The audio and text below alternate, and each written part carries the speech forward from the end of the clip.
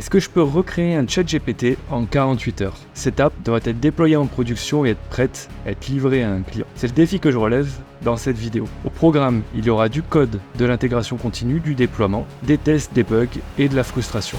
Ensemble, on va dérouler les étapes pour venir à bout de ce challenge le plus rapidement possible. Je vous invite à me suivre dans cette aventure. Donc, je vais d'abord définir le périmètre fonctionnel dans mon application, ce qui va me permettre d'organiser mon travail par la suite. Le périmètre ou scope permet de définir les contours et les limites de notre solution. Sa définition est essentielle car cela permet de savoir ce qui doit être développé. Comme ça, je ne pars pas dans toutes les directions, je mesure mon avancement avec précision et je suis super productif car je sais exactement ce que je dois faire et dans quel ordre. Mais je ne suis pas analyste fonctionnel. Donc comment je peux faire pour ne pas passer des heures à écrire des spécifications et faire des recherches?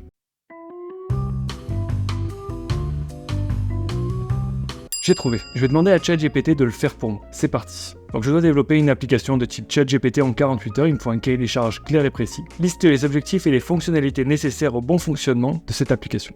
L'objectif principal de ce projet est de créer une application de type ChatGPT qui peut générer des réponses automatiques aux requêtes des utilisateurs en temps réel. L'application serait capable d'analyser le texte entré, comprendre le contexte et générer une réponse pertinente. Fair enough. Pour les fonctionnalités, on a la première fonctionnalité qui va être l'interface. L'application doit avoir une interface utilisateur conviviale qui permet aux utilisateurs d'entrer facilement leur texte et de recevoir des réponses. Ok. Ensuite, il y a le traitement du langage naturel. L'application doit être capable de comprendre et d'analyser le texte entré par l'utilisateur. Très bien. Ensuite, la génération de texte. Sur la base de l'analyse du texte entré, l'application doit générer une réponse pertinente. Ensuite, l'adaptation à l'utilisateur. L'application doit être capable d'apprendre des interactions précédentes avec l'utilisateur et s'adapter à son style de conversation. Enfin, on a la sécurité et la confidentialité. Ok, donc on a nos spécifications, mais je ne sais pas encore par quoi commencer car je n'ai pas défini deux choses importantes qui sont les livrables, c'est-à-dire ce que je dois livrer à la fin de ce défi, et quelle technologie je vais utiliser. Je vais livrer le code source, la documentation, c'est-à-dire le README qui permet de faire fonctionner l'application, la doc technique qui comprend le schéma de la base de données, les flows, l'URL du dépôt Git, l'URL de la prod et la plateforme déployée dans le cloud. Pour les technologies, je vais rester sur ma stack de prédilection, donc Spring Boot pour le backend, c'est du Java, avec PostgreSQL pour la DB, côté front-end, ce sera Angular. Et pour accélérer, je vais utiliser Gipster qui va me permettre de générer rapidement une application avec ces deux technos. Je vais aussi utiliser Auth0 pour gérer l'authentification. Pour la partie cloud, je vais utiliser Clever Cloud et GitHub Action pour la CI/CD. Je passe au découpage de mes tâches dans un board Kanban que je vais prioriser. Petit hack, je crée et je déploie l'application en production dès le début, comme ça je gagne du temps quand je veux tester une fonctionnalité. De plus, si je suis en retard à la fin, ça va m'enlever de la pression car la production sera déjà là. Petit disclaimer, faire des estimations en développement est toujours compliqué. Donc ma règle est simple, je double toujours le temps que j'estime être le bon, car je sais que j'ai tendance à sous-estimer le temps d'exécution. J'en profite aussi pour définir mes flows en avance, histoire de déblayer un max le sujet. Ça évite les surprises lors de l'écriture du code, comme ça je me pose moins de questions. Et je vais plus vite. Ok, donc mes tâches sont prêtes à exécuter, c'est parti. Ma première tâche va consister à créer le projet. Donc je dois l'exécuter en 30 minutes. Je commence par me rendre dans un terminal où je vais exécuter Gipster pour qu'il me génère l'application. Puis j'ouvre mon idée. J'enchaîne assez rapidement la première tâche, même si je me rends compte qu'il faut que je complète la configuration d'Auth0 pour pouvoir valider le fonctionnement de l'application. Ici, je vais configurer Auth0. Ça consiste à faire déléguer à mon application l'authentification ainsi que la gestion des rôles à ce service. Cette tâche doit être exécutée en 50 minutes. C'est assez facile, je l'avais déjà fait auparavant. En plus de ça, j'ai un tuto pour m'aider. Je suis dans les temps avec 1 heure d'avance. À voir si je vais réussir à la garder. Donc, l'acronyme CI veut dire Continuous Integration, en français intégration continue. L'idée, c'est d'avoir un robot qui va me faire des retours rapides sur la stabilité de mon code au fur et à mesure que je vais faire des changements. C'est mon filet de sécurité. Concrètement, je vais créer un fichier YAML qui décrit le workflow à GitHub Action, c'est-à-dire comment il doit packager l'application, passer les tests, générer la doc, etc. Je dois effectuer cette tâche en 1h10. Je commit le script, je crée la PR et tout marche du premier coup. C'est parfait, je conserve donc mon heure d'avance. C'est le moment de créer toutes les ressources dont je vais avoir besoin dans la base de données, mais aussi dans le code pour pouvoir écrire mon code métier rapidement. Il va y avoir 3 phases dans cette tâche. Premièrement, la conception du schéma. Deuxièmement, la génération du code. Troisièmement, la modification de certaines parties du code généré. À ce moment-là, je ne pensais pas avoir oublié de champ ni de table, mais spoiler alert, j'en ai oublié. Je termine cette tâche en 50 minutes, ce qui me donne 2 heures d'avance sur cette tâche. Concrètement, il faut que quand un changement est effectué sur la branche principale, GitHub Actions se déclenche et déploie dans le cloud. Cette tâche inclut aussi la création de l'environnement de production. J'ai donc 2 choses à faire. Écrire le fichier YAML pour lancer le déploiement dans GitHub Actions, créer et configurer la production dans le cloud. J'ai 1 heure. Cette partie se passe bien, j'ai quelques problèmes avec code 0, mais j'arrive à les régler assez rapidement. J'avais estimé 1 heure et je termine à 1h12, donc pas mal du tout. Ce qui veut dire que je conserve mon avance. Voilà, donc on a terminé la partie de création de l'architecture, on va pouvoir passer au développement des fonctionnalités de ce challenge. Reste bien jusqu'à la fin car je savais pas toutes les galères que j'allais rencontrer, parce que ce que vous venez de voir c'était la partie facile où tout s'est bien passé. Donc, préparez-vous. L'enjeu, c'est d'écrire un endpoint qui prend en entrée un message de l'utilisateur et renvoie la réponse de GPT. Il y a un peu de complexité à l'intérieur de ce flow, car j'ai 2 cas d'utilisation différents. En plus de ça, je veux prendre le temps d'écrire des tests d'intégration en amont. En sachant tout cela, ça me semble pas insurmontable en 11 ans.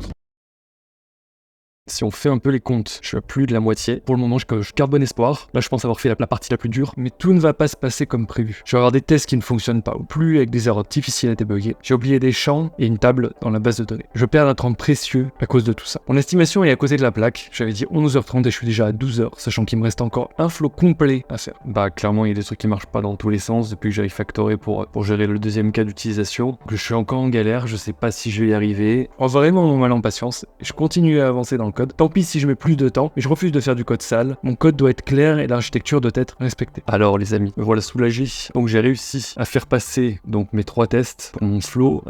J'ai aussi réussi à refactorer comme j'avais envie, à utiliser les mappers, Napstruct de partout, à faire en sorte de passer par les services à chaque fois. Donc c'est cool, je suis plutôt content. Il me faudra un peu plus de 3 heures en plus pour terminer ces 2 flows, ce qui fait que j'aurai passé 15h20 minutes en tout.